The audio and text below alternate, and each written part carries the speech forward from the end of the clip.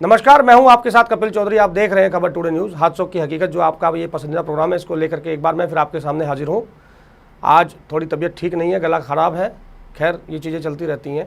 आज मैं आपको एक ऐसी कहानी के बारे में बताने जा रहा हूं जिसमें हमारे देश के प्रधानमंत्री उस समय जो राजीव गांधी थे, उनकी जब हत्या की गई थी तो उनके जो हत्यारे जो जेल में बंद हैं, आखिर अदालत ने, जो देश की सबसे बड़ी अदालत है, अब उनके लिए क्या उन्होंने, जो देश की सबसे बड़ी अदालत है, क्या उसने एक महत्वपूर्ण कदम उठाया, एक बड़ा कदम उठाया है। देश की सबसे बड़ी अदालत ने पूर्व प्रधानमंत्री राजीव गांधी की हत्या के मामले में उम्र कैद की सजा काट रहे एजी पैरा रिविलन को आखिरकार रिहा करने का फरमान जारी कर दिया है।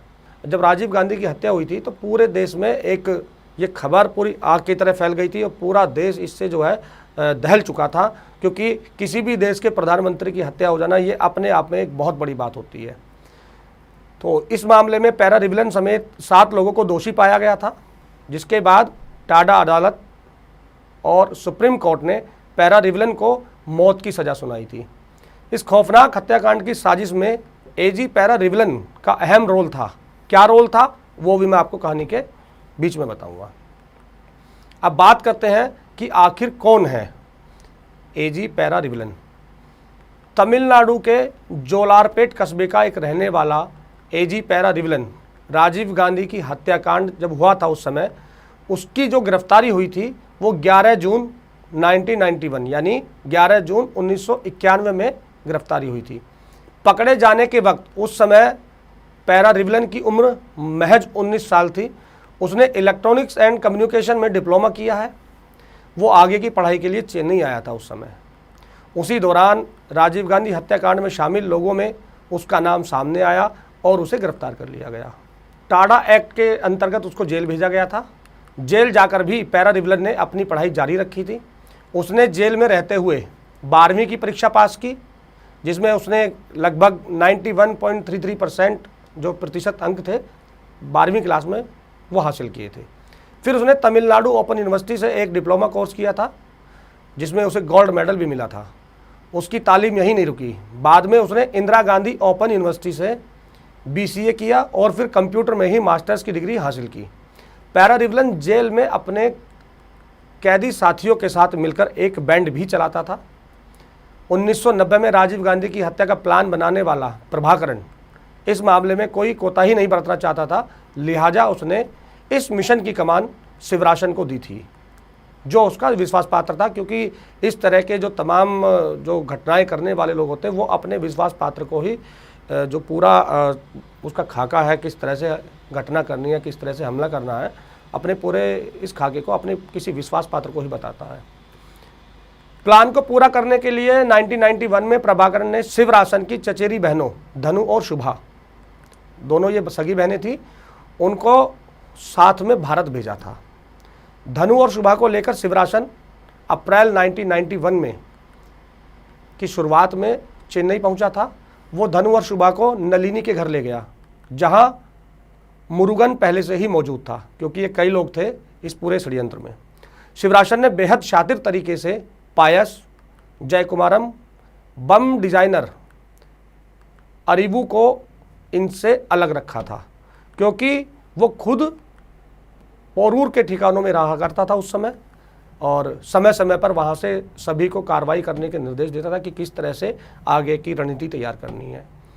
उस वक्त चेन्नई के 3 ठिकानों पर राजीव गांधी की हत्याकांड की साजिश को पूरा करने का काम चल रहा था, क्योंकि भाई एक जगह से अगर वो हमला करें या दूसरी जगह या तीसरी जगह, यानी 3 जगह काम चल रहा था कि अगर एक जगह वो लोग हमला कर पाते हैं या उसमें चूक हो जाती है तो दूसरी जगह फिर तीसरी जगह, इसलिए 3 जगह चल रहा था। हैरानी की बात यह थी कि शिवरासन के अलावा किसी को यह नहीं पता था कि आखिर उनका टारगेट कौन है।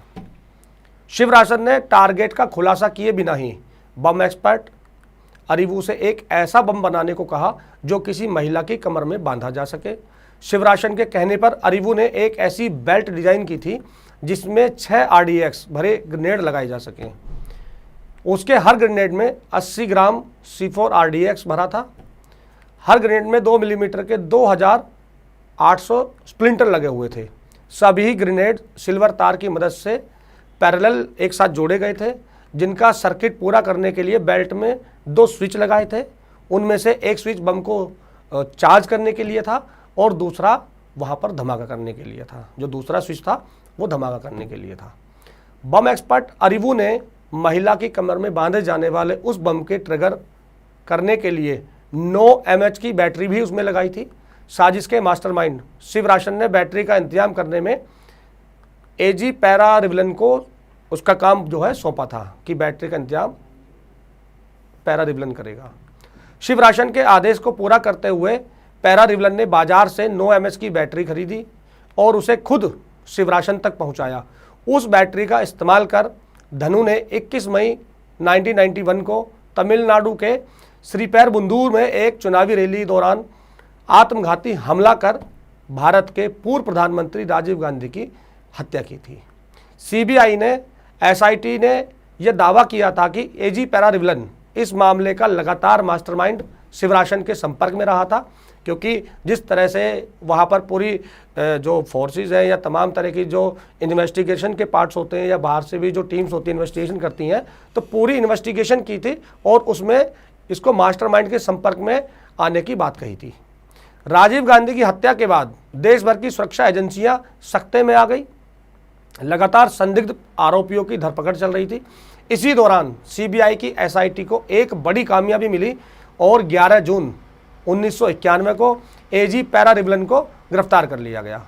राजीव गांधी हत्याकांड में बम धमाके के लिए जो इस्तेमाल की गई 9 वोल्ट की बैटरी खरीद कर मास्टरमाइंड शिवराशन को देने का दोषी था ये एजी पैरा रिवलन, और शीर्ष अदालत में ये सिद्ध भी हो गया था। इस मामले में पैरा रिवलन समेत 7 लोग दोषी पाए गए थे जिन्हें सजाए मौत सुनाई गई थी, लेकिन बाद में कुछ दोषियों की मौत की सजा को आजीवन कारावास में बदल दिया गया था, जिसमें से एक पैरा रिवलन भी शामिल था।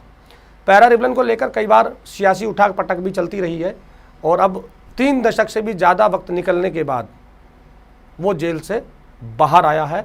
तो ये थी पूरी पैरा रिवलन की कहानी, क्योंकि भारत की जो शीर्ष अदालत ने उसने उसको पेरोल पर छोड़ दिया है। करीब 31 साल के बाद वो भारत आया है, मतलब जेल से बाहर आया है, और उस समय वो उसकी उम्र केवल 19 साल की थी।